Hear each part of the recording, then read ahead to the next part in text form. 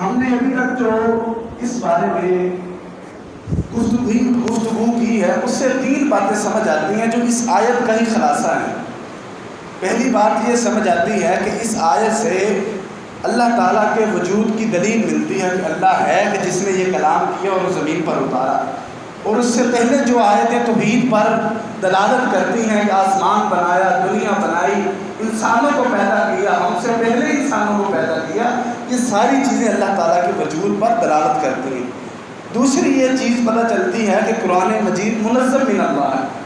اور یاد رکھیں کائنات میں ہر چیز اللہ تعالیٰ کی مخلوق ہے سوائے قرآن مجید کی۔ قرآن مجید اللہ تعالیٰ کی مخلوق نہیں ہے، یہ اہل سنہ والجماعت کا عقیدہ ہے کہ جو اسلاف کے منہج پر تھے، صحابہ کرام کے اور رسول اللہ صلی اللہ علیہ وسلم کے منہج پر گامزن ہے، یہ ان کا عقیدہ ہے کہ قرآن مجید اللہ کی مخلوق نہیں ہے۔ اللہ نے اسے کن کے ذریعے پیدا نہیں کیا جیسے باقی تمام مخلوق کو پیدا کیا، اللہ نے اسے بولا ہے، اللہ نے اسے ادا کیا ہے، جبریل علیہ السلام نے اسے محفوظ کیا ہے، یاد کیا ہے، پھر آپ نے جیسے اللہ کا حکم تھا ویسے ہی پیغمبر علیہ السلام پر وقتاً فوقتاً تھوڑا تھوڑا 23 سال کے اندر اس کو اللہ تعالیٰ نے محمد اکرم صلی اللہ علیہ وسلم پر اتارا ہے۔ یہ کن کہنے سے پیدا نہیں ہوا، یہ اللہ تعالیٰ نے کلام کی، اس لیے تو کہتے ہیں یہ کلام اللہ ہے۔ امام احمد بن حنبل رحمہ اللہ نے 3 بادشاہوں کے زخم سہنے ہیں، ان کا ظلم سہا ہے 3 بادشاہوں کا اس مسئلے کے اندر، اور ان کو اسی لیے امام اہل سنہ اور امام عظیمت کہا جاتا ہے کہ ان کی وجہ سے دین کا اتنا بڑا پیغام اور بنیادی چیز قرآن مجید اور اس پر جو صحیح عقیدہ تھا رسول اللہ صلی اللہ علیہ وسلم کا، اس کو بچانے کے لیے 3 بادشاہوں کے ظلم سہے امام احمد بن حنبل رحمہ اللہ، اور بادشاہوں کا یہ موقف تھا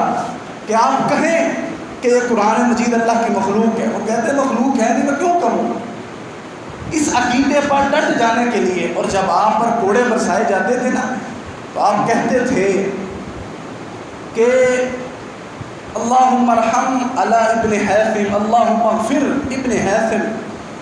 آپ کے بیٹے نے پوچھا کہ ابن حیثم کے لیے آپ دعائیں اور مغفرت کیوں مانگتے رہتے ہیں، آپ اتنے ظلم کا شکار ہیں، آپ اپنے لیے کچھ نہیں مانگتے؟ تو امام صاحب فرمانے لگے کہ جب مجھے یہ ظلم و ستم کا نشانہ بنایا جا رہا تھا نا، تو اس نامی ایک ڈاکو نے مجھ سے آ کر کہا تھا کہ امام صاحب میں 18 مرتبہ چوری کرتے ہوئے پکڑا گیا ہوں، اور 18 مرتبہ مجھ پر چوری کی حد لگی ہے، میں آج تک اپنی غلط کام پر بھی پیچھے نہیں ہٹا، آپ تو سچ پر ہیں، کبھی ان کے ظلم پر نشانہ بنتے ہوئے اپنے موقف سے پیچھے نہ ہٹا۔ 3 بادشاہوں کے ظلم سہے ہیں، بے در پہ ایک بادشاہ اس نے ظلم ڈھایا، جیلوں میں بند کیا، کوڑے برسائے امام کو، وقت کے امام پر، جو اس وقت سرزمین پر سب سے بڑے عالم تھے، امام احمد بن حنبل رحمہ اللہ، اور امام اہل سنہ امام عظیمت ہیں، اور ہم جیسے چھوٹے چھوٹے طالب علموں کے سر کا تاج ہیں کہ جنہوں نے اس دین پر اپنی زندگیاں کھپائی ہیں، اور انہوں نے اس چیز سے پیچھے نہیں ہٹے، اور یہ مسلمان کا عقیدہ ہے، اور یہ پیغام ہے ہم سب کے لیے کہ یہ عقیدہ اتنا پختہ ہونا چاہیے کہ جو مرضی ہو جائے، عقیدے سے پیچھے نہیں ہٹنا، نظریے سے پیچھے نہیں ہٹنا۔ قرآن مجید اللہ کا کلام ہے، یہ اللہ کی باتیں ہیں جو ہمارے نام آئی ہیں، یہ وہ فیکٹس ہے، وہ لیٹر ہے، وہ پیغام ہے جو خالق نے مخلوق کے نام پر بھیجا ہے، اور یہ ہمارا عقیدہ ہونا چاہیے کہ قرآن مجید اللہ کی مخلوق نہیں ہے، یہ اللہ کا کلام ہے۔ اس قرآن مجید کے علاوہ باقی ہر چیز اللہ تعالیٰ کہتے ہیں کہ اللہ جب ارادہ کرتا ہے کسی چیز کو بنانے کا، کن وہ کہتا ہے کہ ہو جا، فیکون وہ ہو جاتی ہے۔ انسان بھی اسی کن سے بنے ہیں، اور یہ جو دنیا، آسمان، زمین، جتنی بھی ساری چیزیں ہمیں نظر آتی ہیں یہ اللہ تعالیٰ کے حکم کن سے ہی وجود میں آئی ہیں، اور قرآن مجید اللہ کا کلام ہے۔ اس قرآن مجید کی اللہ تعالیٰ نے اتنا بڑا جو چیلنج دیا ہے کہ اس جیسے ایک قرآن یا 10 صورتیں یا ایک صورت پھر ایک آیت لے کے آؤ، تو اس قرآن مجید میں لازمی بات ہے کہ کوئی ایسی خوبی ہے، کوئی ایسی معجزانہ باتیں ہیں، کوئی ایسی امتیازی اس کی حیثیت ہے کہ جس کی وجہ سے اللہ تعالیٰ ساری مخلوق نند و نندہ، ایک اللہ کی ہستی کے علاوہ اللہ تعالیٰ کہہ رہے ہیں جس مرضی کو شامل کر۔ میں نے پچھلے جمعے کے اندر آپ کو ایک مثال سے سمجھایا تھا کہ وہ جن جو آنکھ جھپکنے سے پہلے ملکہ بلقیس کا اتنا بڑا تخت آنکھ جھپکنے سے پہلے سیدنا سلیمان علیہ السلام کے دربار میں لے آئے، وہ جن بھی اس قرآن مجید جیسا ایک لفظ بنانے کی طاقت نہیں رکھتے، کیونکہ وہ بھی من دون اللہ ہے نا، اللہ کے علاوہ ہے۔ اللہ نے کہا جس مرضی کو شامل کر۔ اس قرآن مجید کی کیا خصوصیت ہیں اور وہ کیسے قرآن مجید ایک معجزانہ حیثیت رکھتا ہے عام کتابوں میں، الہامی کتابوں میں، اللہ کی اتاری ہوئی دوسری کتابوں میں، اس قرآن مجید کی کیا امتیازی حیثیت ہے، اس بارے میں آج ہم اپنی کچھ گزارشات آپ کے سامنے رکھیں گے۔ سب سے پہلے یہ بات ہے کہ قرآن مجید کیوں امتیازی حیثیت رکھتا ہے، وہ یہ کہ تمام جتنے بھی اللہ نے معجزے انبیاء کو عطا کیے ہیں نا، وہ سب وقتی تھے، عارضی تھے، کچھ وقت کے لیے تھے۔ موسیٰ علیہ السلام کو جو معجزہ دیا وہ وقتی تھا، ختم ہو گیا، موسیٰ علیہ السلام کے ساتھ ہی وہ چلا گیا۔ ابھی ہم نے صرف اس کے بارے میں سنا ہے کہ آپ کے پاس وہ عصا تھا، ہمارا ایمان ہے کہ وہ تھا اور وہ اژدہا بنا، باقی سانپوں کو کھا گیا، یہ ہمارا ایمان ہے۔ عیسیٰ علیہ السلام آپ کے ہاتھ میں اللہ تعالیٰ نے وہ معجزہ دیا تھا کہ آپ گوڑی کو بھی ہاتھ لگاتے وہ صحیح ہو جاتا، بیمار بے ہوش کو، مردہ کو بھی اگر آپ دم کرتے اپنا ہاتھ لگاتے تو اٹھ کر کھڑا ہو جاتا، یہ آپ کا معجزہ تھا، لیکن ہم نے وہ دیکھا نہیں، کئی اور لوگوں نے نہیں دیکھا ہوگا، ہم نے سنا ہے، ہمارا ایمان ہے، جیسے ہمارا اللہ پر ایمان ہے اس طرح اللہ کی باتوں پر جیسے ایمان ہے۔ لیکن یہ قرآن مجید یہ لازوال معجزہ ہے، یہ دائمی اور ہمیشہ کا معجزہ ہے، اسے کوئی بھی تا قیامت دیکھ سکتا ہے، اسے چھو سکتا ہے، اسے پڑھ سکتا ہے، اسے سن سکتا ہے، اس سے مسائل نکال سکتا ہے، اسے اپنے لیے قابل عمل بنا سکتا ہے اور اس کی باتوں پر عمل کر سکتا ہے، اسے پڑھا سکتا ہے، اسے دوسروں کو دے سکتا ہے، یعنی کہ کہا جائے کہ یہ ایسا اللہ تعالیٰ کا معجزہ ہے جو اللہ تعالیٰ نے پیارے پیغمبر جناب محمد رسول اللہ صلی اللہ علیہ وسلم کو عطا کیا کہ جس کو کوئی زوال نہیں ہے۔ ہم ایک مرتبہ ننکانہ سنگھ گئے، جو ننکانہ صاحب سنگھ نہیں، شاید سنگھ ہے یا صاحب ہے، اور جب ہم پڑھتے تھے تو ہم اپنے فارغ اوقات کے اندر یہ دربار، یہ مزار، ان کے وزٹ پر جاتے تھے گروپ کی شکل میں، اور وہاں پر دیکھتے تھے کیا کیا ہوتا ہے اور کیوں ہوتا ہے، ان کے پیچھے وجہ جاننے کی کوشش کرتے تھے۔ تو 4-5 سال پہلے ہم ننکانہ صاحب تھے، وہاں پر جا کر ہم نے وزٹ کیا، اجازت لی باقاعدہ، پیچھے وہ جانے نہیں دیتے، شاید ہم مولوی لوگ تھے تو انہوں نے ہمیں نہیں جانے دیا، عام لوگ وہاں پر جا رہے تھے، تو ہم نے وہاں سے سفارش کروائی ایک پولیس والے کی، انہوں نے ہمیں جانے دیا اندر، تو کہا کہ آپ جلدی باہر آ جائیے، بہت وسیع و عریض وہ 4 دیواری کے اندر سارے معاملات، ہم نے ایک ایک چیز دیکھی ہے۔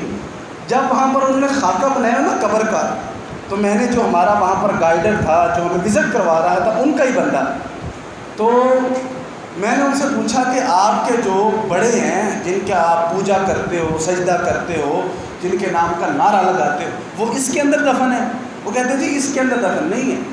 تو میں نے کہا پھر وہ کہاں دفن ہے؟ اتنی ساری ان کی قبریں نظر آتی ہیں، ہر ملک کے اندر جہاں پر وہ گرودوارا ہے وہاں پر ہی ان کی وہ قبر بنائی ہے، وہ ہیں کس قبر میں؟ وہ کہتے ہیں جی حقیقتاً وہ کسی قبر میں نہیں ہے، وہ حقیقتاً کسی قبر میں نہیں ہے، وہ جنگلوں میں گم ہو چکے ہیں، ہم نے اس کے خاکے بنائے ہوئے ہیں۔ سامنے نا غلاف کے اندر لپٹی ہوئی ایک انہوں نے وہ خانہ سا اوپر رکھ کے بنایا ہوا تھا، وہاں پر نا لپٹی ہوئی کتاب نظر آ رہی تھی غلاف کے اندر، تو میں نے پوچھا کہ یہ کیا ہے؟ تو کہنے لگے کہ یہ نا ہماری وہ مقدس کتاب ہے کہ جسے صبح کے وقت اور شام کے وقت 2-2 گھنٹے کے لیے یہاں پر پڑھتے ہیں، جو ان کے وہ مذہبی رہنما ہوتے ہیں وہاں پر گرودوارے میں، تو وہ پڑھتے ہیں، تو باقی سب نے یہاں پر سننا ہوتا ہے، عبادت کی کوئی ڈسپلن نہیں ہے، آئیں ان 2 گھنٹوں کے اندر کچھ دیر وہاں پر بیٹھ کے وہ سن لیں کہ وہ کیا کہہ رہے ہیں، اسے گرنتھ کہتے ہیں، تو وہ پڑھیں اور اس کے بعد سن کر چلے جائیں، اس کے علاوہ کوئی عبادت نہیں ہے سکھوں کی۔ تو میں نے انہیں عرض کی کہ آپ ہمیں یہ دکھا سکتے ہیں؟ وہ کہتے ہیں آپ نے کیا کرنا ہے دیکھ کے؟ میں نے کہا صرف ہم دیکھنا ہے کہ اس کے اندر لکھا کیا ہوا ہے، کیونکہ آپ کو پنجابی کے اندر یا اردو کے اندر بھی بتاتے ہوں گے، تو ظاہر سی بات ہے کہ اس کے اندر بھی وہی کچھ لکھا ہوگا، تو ہم اسے دیکھنا چاہتے ہیں کہ اس کے اندر کیا لکھا ہوا ہے۔ اور یقین جانے وہ آئیں بائیں شائیں ابھی رکیں، وہ آتے ہوں گے، وہ بھی کھولتے ہیں، ہم اسے کھول نہیں سکتے۔ یعنی کہ میں آپ کو یہ لمبی چوڑی بات سنانے کا مقصد یہ تھا کہ انہوں نے باوجود ہمارا کئی بار اصرار کرنے کے، انہوں نے ہم نے کہا کہ چلیں ہم نہیں ہاتھ لگاتے، آپ اس کو کھول لیں، ہم صرف آپ کے ہاتھ میں دیکھ لیں گے کہ اس کے اندر ہے کیا، کہ جو آپ کو وہ اس بات پر بھی مانے، یعنی کہ وہ کسی بات پر نہیں مانے کہ ہم ان کی گرنتھ کو دیکھ سکیں۔ اور الحمدللہ تعالی یہ قرآن مجید جو ہماری کتاب ہے، جو اللہ کا کلام ہے، جو معجزہ ہے، جو رسول اللہ صلی اللہ علیہ وسلم پر اللہ کا احسان ہے کہ انہوں نے آپ پر اللہ تعالیٰ نے رسول اللہ صلی اللہ علیہ وسلم کو اتارا۔ قرآن مجید کے اربوں نسخے دنیا کے اندر موجود ہیں، اور اربوں خربوں کے تعداد میں اسے اب پی ڈی ایف فائل کے اندر، ایپس کی صورت میں، یعنی کہ موبائل کے اندر، کمپیوٹر کے اندر آپ جتنا مرضی اس کو پڑھیں، اس کی تفسیریں دیکھیں، آپ اس کے ترجمے دیکھیں، انگلش، ہندی، اسپینش، رشین، امریکہ کی انگلش، برطانیہ کی انگلش، اور بنگلہ دیشی زبان میں، چینی زبان میں، سب میں اس کے ترجمے موجود ہیں۔ جو مرضی اس کو پڑھے، کوئی نہیں اسے روکتا۔ کیوں نہیں روکتا؟ کہ اس کے اندر ایسی کوئی بات ہے ہی نہیں جسے کوئی چیلنج کر سکے۔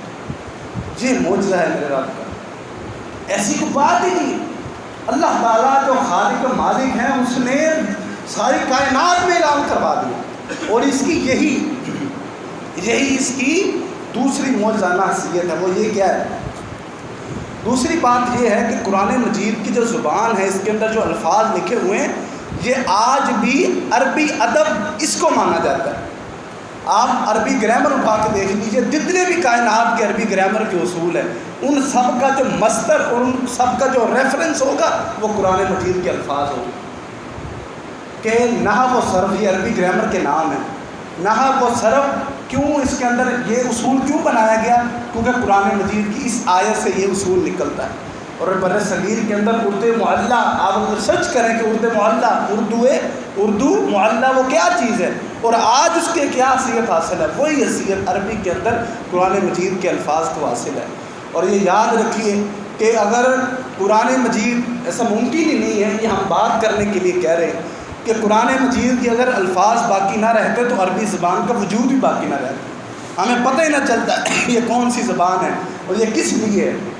قرآن مجید محفوظ ہے، عربی زبان اس وجہ سے محفوظ ہے، اور یہ عربی زبان آج بھی اس کا ادب قرآن مجید کی کتاب ہے۔ 1400 تقریباً 13 سال ملا کر 53 سال بنتے ہیں، 1453 سال، 14.5 صدیاں، 1450 سال گزر چکے ہیں اس قرآن مجید کو وقتاً فوقتاً اس دنیا کے اندر آئے ہوئے، اور آج تلک اس کی زبان، اس کے الفاظ اللہ تعالیٰ نے محفوظ فرمائے ہوئے۔ اِنَّا نَحْنُ نَزَّلْنَا الذِّكْرَ وَإِنَّا لَهُ لَحَافِظُونَ۔ اللہ تعالیٰ بیان فرماتے ہیں اس قرآن مجید کو ہم نے اتارا ہے اور ہم ہی اس کی حفاظت کرنے والے، اور آج تک اللہ تعالیٰ اس کی حفاظت کیے ہوئے۔ اور اس کی تیسری جو معجزانہ اور امتیازی حیثیت ہے وہ یہ ہے کہ دیکھیں رسول اللہ صلی اللہ علیہ وسلم تھے نا، آپ اس کی فصاحت و بلاغت تو دور کی بات ہے، عربی کی جو اس وقت میں نے بتایا تھا نا شعراء کے مقابلے ہوتے تھے، اور جو مقابلہ جیت جاتا تھا اس کا شعر بیت اللہ کی دیوار پر لٹکا دیا جاتا تھا، کہ زبان و ادب کے اندر اس سے بڑا کوئی نہیں ہے جس نے اتنی بڑی بات کہہ دی۔ تو رسول اللہ صلی اللہ علیہ وسلم فصاحت و بلاغت کی تعلیم تو دور کی بات ہے، آپ تو لکھنا پڑھنا تک نہیں جانتے تھے، آپ کو عبادت سے ضرور دلچسپی تھی، لیکن آپ کو پتہ نہیں تھا کہ یہ شعر و شاعری، زبان و ادب یہ کیا چیز۔ پھر اللہ تعالیٰ نے ایسے پیغمبر علیہ الصلوۃ والسلام کے ذریعے اس قرآن مجید کو دنیا میں بھیجا، کتنا یہ لازوال معجزہ ہے۔ میں آپ کو اس کی 2 مثالیں سمجھاتا ہوں، دونوں سمجھنے والی ہیں، توجہ رکھیں۔ ایک تفسیر ہے البیان کے نام سے، عربی کے اندر ہے، اس میں مصنف لکھتے ہیں ایک واقعہ، وہ فرماتے ہیں کہ عرب کے اندر نا خون ریزی بہت ہوتی تھی، یعنی کہ قتل ہوتا تھے، میرے گھوڑے سے آ کے تیرا گھوڑا کیوں بڑھ گیا، نسل در نسل، اس بات پر ہی تاریخ میں لکھا ہوا، اس بات پر ہی جھگڑے ہوتے، خون ریزی ہوتی تھی۔ تو شعراء کے درمیان ایک دفعہ مشورہ ہوا کہ ہم اپنی شعر و شاعری جو ہے نا اس خون ریزی کو روکنے کے لیے استعمال کریں، اور اس کے اندر یہ فیصلہ ہوا کہ جو سب سے کم حرف کے اندر اس پیغام کو جاری کرے گا، اس پیغام کو بنائے گا، اس کا شعر ہم بیت اللہ کی دیوار پر لٹکا دیں گے۔ اور فصاحت و بلاغت اسی چیز کا نام ہے جو قرآن مجید کے اندر ہے، کہ الفاظ اور حروف کم ہوں اور مطلب بہت زیادہ ہو، اور مطلب اس کے اندر ایک پوری ہسٹری ہو اور لفظ وہ ایک دو۔ جیسے میں نے آپ کو وہ شرک والی بات کے اندر فلا تجعلوا للہ اندادا، اندادہ ایک لفظ ہے، اللہ تعالیٰ نے ایک لفظ بولا ہے، باقی شرک اس لفظ کے علاوہ شرک پورے جملے میں کہیں نہیں ہے۔ فلا تجعلوا، فلا بس نہ، تجعلوا تم بناؤ، للہ اللہ کے لیے، اندادہ کوئی شریک، وانتم تعلمون یہ تم بھی جانتے ہو۔ یعنی کہ شرک کی مذمت پر اللہ تعالیٰ نے ایک لفظ بولا ہے اور اس کے اندر پیچھے پوری ہسٹری ہے۔ اندادہ یہ جمع کا صیغہ، تمام جتنے بھی اس وقت سے لے کر قیامت تک جتنے بھی معبود بنیں گے یا بعد میں آئیں گے یا اب ہیں یا پہلے تھے یا بعد میں ہوں گے، سب اس کے اندر شامل ہو گئے۔ اور اس کو اللہ تعالیٰ نے اسپیسیفک نہیں کیا، خاص نہیں کیا کسی ذات کے ساتھ، یعنی کہ ہر طرح کا اس کے اندر بندہ شامل ہو سکتا ہے۔ یہ اللہ تعالیٰ کی وہ فصاحت و بلاغت ہے، اس قرآن مجید کا وہ اعجاز ہے کہ ایک لفظ کے اندر اللہ تعالیٰ نے پورا مضمون بیان کر کے رکھ دیا۔ تو اس مقابلہ بازی کے اندر جو شاعر جیتا تھا نا، یعنی کہ کم حرف کے اندر ساری بات مکمل کہہ دی، وہ یہ تھی کہ القتل انفع للقتل۔ اس کا مطلب یہ ہے کہ اگر قتل جو ہوتا ہے وہ قتل کی نفی کرتا ہے۔ مثال کے طور پر اگر آپ قتل کرو گے تو بدلے میں آپ کو قتل کیا جائے گا، تو یہ چیز منع کرتی ہے، خون روزی نہیں ہونی چاہیے۔ تو یہ جملہ 14 حروف پر مشتمل تھا، 14 حروف پر۔ پھر اللہ تعالیٰ نے قرآن مجید کے اندر یہ اس کو بیت اللہ کی دیوار کے ساتھ لٹکا دیا گیا کہ پورا عرب جھک گیا ہے کہ اس سے زیادہ فصاحت و بلاغت والا جملہ بن ہی نہیں سکتا، اس سے کم حروف کے اندر یہ بات کہیں نہیں جا سکتی جو اس شاعر نے کہہ دی۔ اور وہ مقابلہ جیت گیا اور بیت اللہ کی دیوار کے ساتھ اس کے حروف کو لگا دیا گیا کہ یہ پورے حجاز کا سب سے بڑا شاعر ہے اور سب سے بڑا ادیب ہے، اس سے زیادہ کوئی زبان و ادب میں ماہر ہے ہی نہیں۔ پھر اللہ تعالیٰ نے قتل کی نفی کے اندر قرآن مجید میں بات اتاری، وہ یہ تھی کہ فیہ قصاص الحیات، یہ زندگی جو انسان کی ہے یہ قصاص کے اندر ہی ہے۔ خون ریزی کو روکنے کے لیے وہ 12 حروف پر مشتمل تھا، اور جا کر پھر اس شعر کو اتارا گیا اور وہاں پر اس آیت کے ٹکڑے کو لگا دیا گیا کہ قرآن مجید جہاں پر حجاز نے گھٹنے ٹیک دیے، پھر اللہ تعالیٰ نے وہی اتاری جو وہی پیغام 2 حروف کم اللہ تعالیٰ نے اس کو اتارا اور ثابت کیا قرآن مجید کس طرح دنیا کے اندر معجزہ ہے۔ دوسری بات صحیح بخاری کے اندر ہے، وہ رسول اللہ صلی اللہ علیہ وسلم کے بارے میں ہے۔ زماد ازدی وہ یمامہ کے یمن کے رہنے والے تھے اور وہاں کے وہ سردار تھے۔ وہ حج کے موقع پر مکہ آئے جب رسول اللہ صلی اللہ علیہ وسلم نے نئی تبلیغ شروع کی تھی۔ صحیح بخاری کے اندر ہے کہ قریش مکہ نے ان سے کہا کہ یہاں پر ہمارا ایک بھتیجا ہے، وہ نعوذ باللہ پاگل ہے، وہ مجنون ہے، اسے پتہ نہیں ہے، وہ بہکی بہکی باتیں کرتا ہے، آپ ان کے قریب نہ جانا۔ اب جتنے بھی معزز لوگ باہر سے آتے تھے قریش مکہ سب کو گھیر لیتے تھے تاکہ محمد رسول اللہ صلی اللہ علیہ وسلم کی باتوں میں یہ نہ آ جائے۔ تو وہ کہتا کہ یار میں ایک حکیم ہوں، میں ایک شاعر ہوں، میں ایک ادیب ہوں، اگر وہ بہکی بہکی باتیں کرتا ہوا تو میں اس کا علاج کروں گا اگر اس کا دماغ صحیح نہ ہوا۔ اگر وہ کوئی شاعر ہوا، اگر وہ کوئی جادوگر ہوا تو مجھے پتہ چل جائے کہ اپنے لفظوں کے ساتھ یہ جادو چلا رہا ہے، تو کوئی بات نہیں، مجھے ڈر نہیں، اگر میرا وہ سامنا ہوتا ہے تو میں اس سے مسئلہ لے کے مل لوں گا، اسے ہینڈل کر لوں گا۔ اب رسول اللہ صلی اللہ علیہ وسلم کے ساتھ اس کی رستے میں ملاقات ہو گئی، صحیح بخاری کے اندر ہے۔ رسول اللہ صلی اللہ علیہ وسلم کو آپ نے اسے روکا تو آپ نے بتایا کہ میں محمد بن عبداللہ صلی اللہ علیہ وسلم ہوں، اور اس نے جو سب سے پہلی بات یہ کی، صحیح بخاری کے اندر لکھا ہے، اس نے سب سے پہلے یہ پوچھا اانت مجنون؟ کائنات کا جتنا مرضی صبر والا انسان ہو یہ بات سن کر کوئی بھی نہیں روکتا، اور رسول اللہ صلی اللہ علیہ وسلم کا اخلاق، آپ کا صبر کائنات میں سب سے بلند ہے۔ اس نے ملتے ساری جو سب سے پہلے یہ پوچھا کیا آپ پاگل ہیں، اور آپ نے کوئی جواب نہیں دیا۔ آپ نے کہا کہ جس وجہ سے آپ مجھے پاگل کہہ رہے ہیں کہ وہ وجہ سن لو، پھر اگر میں پاگل تسلیم ہوا آپ کو تو پھر آپ میرا علاج کر لینا، آپ کہتے ہیں نا کہ میں بہت بڑا حکیم ہوں۔ تو رسول اللہ صلی اللہ علیہ وسلم کو اس نے کہا جی سنائیں آپ کیا کہتے ہیں۔ آپ نے یہ جمعے کے دوران پڑھا جانے والا خطبہ جو اگرچہ قرآن نہیں لیکن میں رسول اللہ صلی اللہ علیہ وسلم پر اتارے جانے والے اس ادب اور اس معجزے کی آپ کو مثال دے رہا ہوں۔ آپ نے وہ خطبہ پڑھنا شروع کیا، ان الحمد للہ نحمدہ ونستعینہ ونستغفرہ ونؤمن بہ ونتوکل علیہ ونعوذ باللہ من شرور انفسنا ومن سیئات اعمالنا من یہدہ اللہ فلا مضل لہ ومن یضلل فلا ہادی لہ واشہد ان لا الہ الا اللہ وحدہ لا شریک لہ واشہد ان محمدا عبدہ ورسولہ۔ وہ کہتا سبحان اللہ، اٹھ کر کھڑا ہو گیا، حیران ہو گیا کہ اللہ کیا بات، یہ صحیح بخاری کے الفاظ ہیں۔ وہ جھوم اٹھا کہ کیا بات ہے، سبحان اللہ۔ وہ دوبارہ سنائیے، آپ صلی اللہ علیہ وسلم نے دوبارہ سنایا۔ اس نے کہا تیسری مرتبہ پھر سنائیے، آپ نے پھر یہ خطبہ پڑھا۔ اس نے کہا میں بڑے بڑے ادیبوں کی محفلوں میں بیٹھتا ہوں، بڑے بڑے بادشاہوں کا کلام سنا ہے، بڑے بڑے شعراء کی باتیں سنی ہیں، میں اللہ کی قسم اٹھا کر کہتا ہوں کہ یہ کلام کسی بندے کا ہو ہی نہیں سکتا۔ ہاتھ آگے کریے، میں آپ کی بیعت کرنا چاہتا ہوں۔ وہ موقع پر مسلمان ہو گئے۔ رسول اللہ صلی اللہ علیہ وسلم کے پاس اللہ تعالیٰ نے ایسا معجزہ دیا، اور یہ اس سے بڑی کیا بات ہے کہ جو بالکل ناواقف تھے، جو اپنا نام نہیں لکھ کر سکتے تھے، جو کچھ پڑھنا نہیں جانتے تھے، اللہ تعالیٰ نے اتنا بڑی دلیل، اور کفار یہ کہا کرتے تھے رسول اللہ صلی اللہ علیہ وسلم کا، اللہ تعالیٰ نے جب کھلی تبلیغ کا اعلان کیا نا کہ جائیے کھلی تبلیغ کیجئے، جائیے لوگوں کو کھلے عام بتائیے کہ میں اللہ کا رسول ہوں، میری پیروی کرو، اللہ ایک ہے، صرف اللہ ایک ہی عبادت کے لائق ہے۔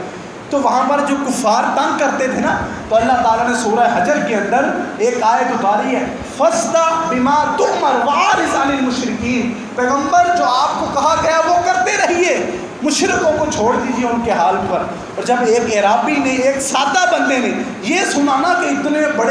اتنی بڑی سٹوری اور اتنے پیچھے بیک گراؤنڈ پر اللہ نے صرف 6 لفظ بولے ہیں، فَاصْدَعْ بِمَا تُؤْمَرْ، فَاصْدَعْ بِمَا تُؤْمَرْ، 3 لفظوں کے اندر پوری کہانی۔ وہ سجدے میں گر گیا، اور مفسر لکھتے ہیں کہ وہ کہنے لگا میں اس کی فساد پر قربان ہوں کہ اللہ نے کیا کلام بھیجا کہ جس سے بڑے بڑے ادیب اور بڑے بڑے شاعر، بڑے بڑے زبان و ادب رکھنے والے اس کے سامنے قاصیاں پیش کرتے ہیں۔ یہ اللہ تعالیٰ کا وہ معجزہ ہے جو رسول اللہ صلی اللہ علیہ وسلم پر اللہ تعالیٰ نے اتارا ہے۔ پھر اس کی چوتھی امتیازی حیثیت یہ ہے، معجزانہ حیثیت یہ ہے کہ اس کا جو انداز ہے، اس کا جو طریقہ ہے سمجھانے کا قرآن مجید کا، وہ بالکل عام فہم ہے، سادہ ہے۔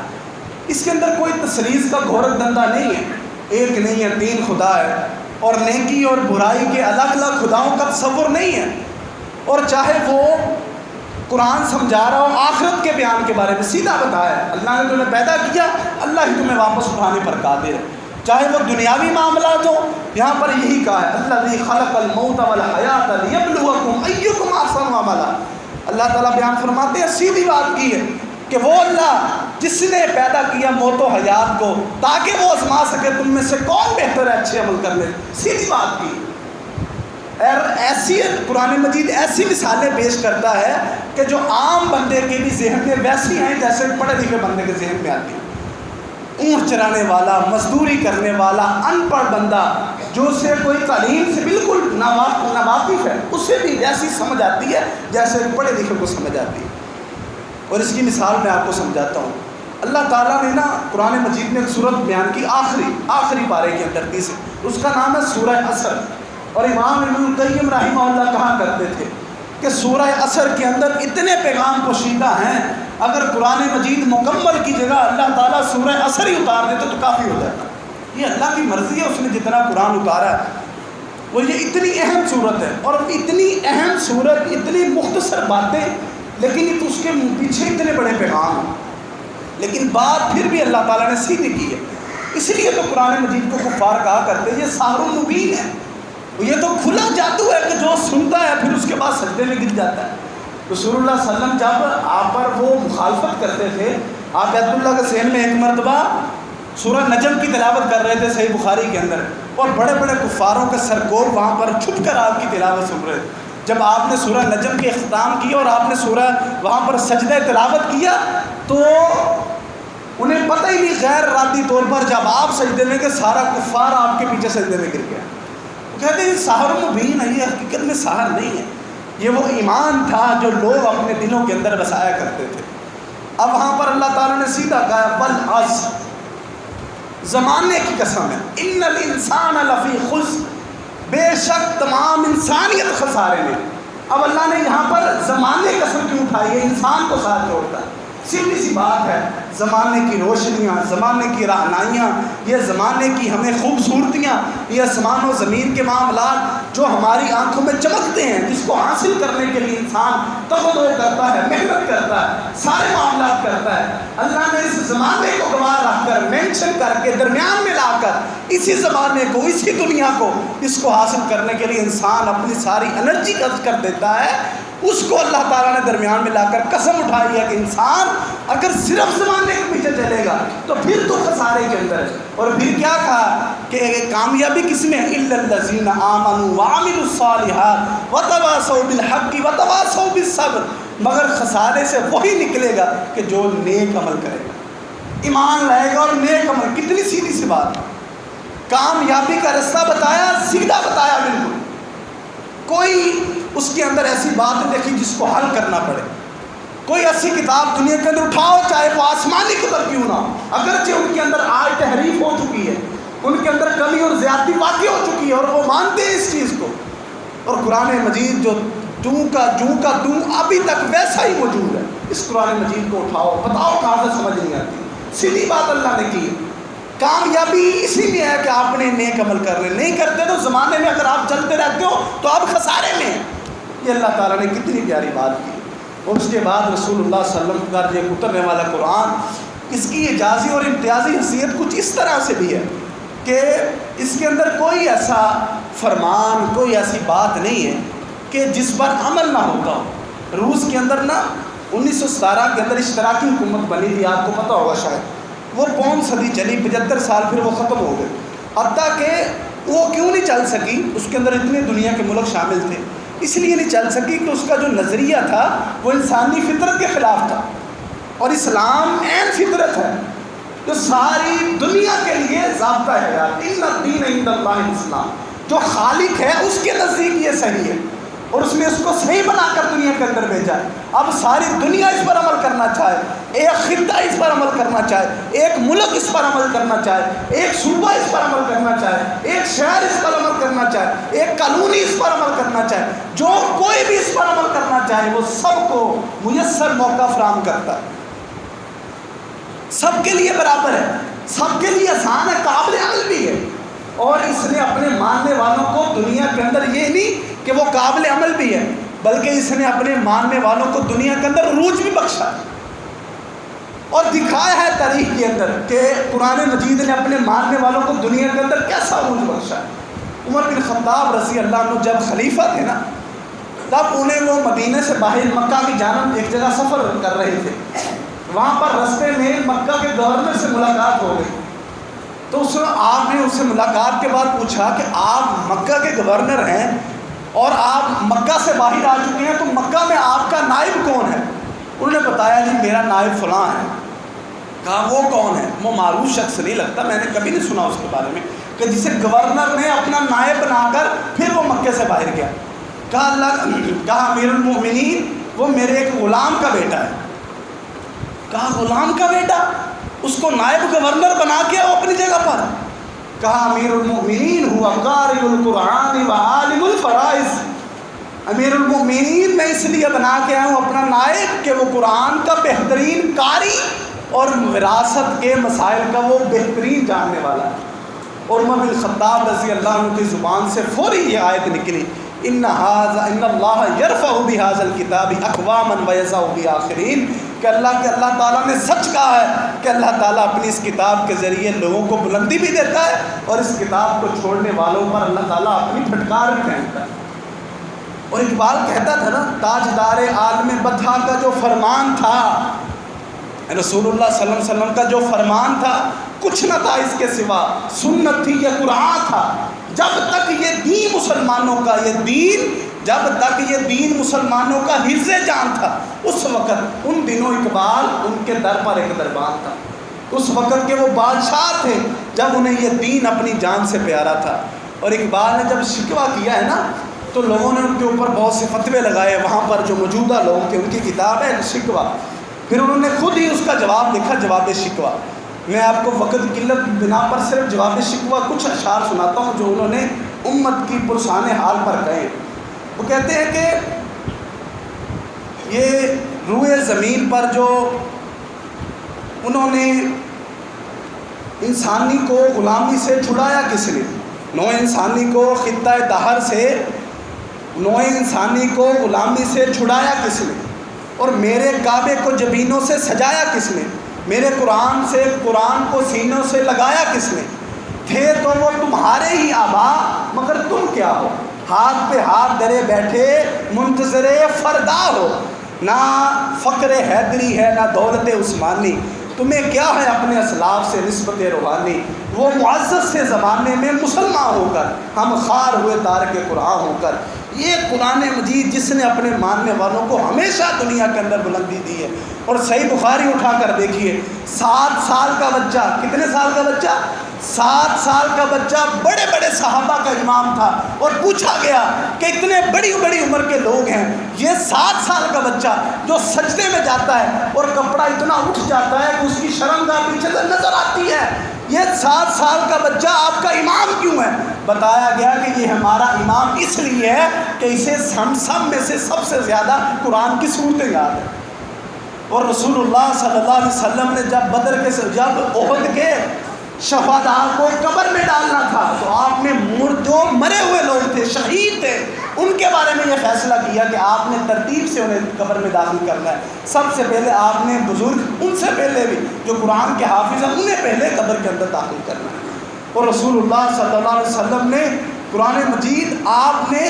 جتنی بھی آپ گورنر کو بھیجنا ہوتا، کہیں پر آپ نے کسی عامل کو بھیجنا ہوتا، وہ قرآن پاک کی تعلیم ہی وہ بنیادی رکن تھی، وہ بنیادی وجہ تھی جس کی بنا پر آپ کسی کو عہدہ دیا کرتے تھے۔ اور یہ قرآن مجید نے ہمیشہ اپنے ماننے والوں کو جو بلندی عطا کی ہے، اور جو ہم جنہیں کہتے ہیں کہ وہ ہمارے محسن ہیں، محسن پاکستان، انہوں نے بہت جگہ پر اس چیز کا اقرار کیا ہے کہ مسلمان، یہ کتنی لمبی فہرست انہوں نے دی ہے کہ یہ کام ہمارے اسلاف نے کیا ہے۔ ہمارے اندر کوئی بھی ایسی نسبت نہیں ہے کہ جو ہماری اسلاف سے ہماری نسبت کو جوڑتی ہو روحانی، نہ ہمارے اندر علی المرتضیٰ رضی اللہ جیسا فقر، وہ ایسا غنا ہمارے اندر ہے، نہ عثمان رضی اللہ عنہ جیسی کوئی خوبی ہمارے اندر ہے، اور ہماری کیا نسبت ان کے پاس رہ جاتی ہے۔ اور اس کے بعد وہ اپنا درد دل لکھتے ہیں کہ قرآن مجید، وہ معزز تھے، ہمارے آبا، ہمارے اسلاف، ہمارے بڑے، وہ معزز سے زمانے میں مسلمان ہو کر، اور ہم خوار ہوئے۔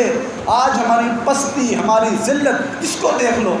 دنیا میں دہشت گرد ایک قوم ہے، مسلمان، دنیا میں پورے ایک چیز ہے، مسلمان، دنیا کے اندر کم تر کس کو مانا جاتا؟ مسلمانوں کو۔ ہم اتنی ان کی غلامی کرتے ہیں، لباس کے اندر، زبان کے اندر، تعلیم کے اندر، ہماری وضاقتہ کے اندر، ہمارے طور طریقوں کے اندر، ہماری رہائش کے اندر، کاروبار کے اندر، ہماری باتوں کے اندر، ہمارے نظریے کے اندر، اتنی ہم ان کی اتنی پیروی کرتے ہیں، پھر بھی ہم ان کے نزدیک اچھے نہیں ہو سکتے۔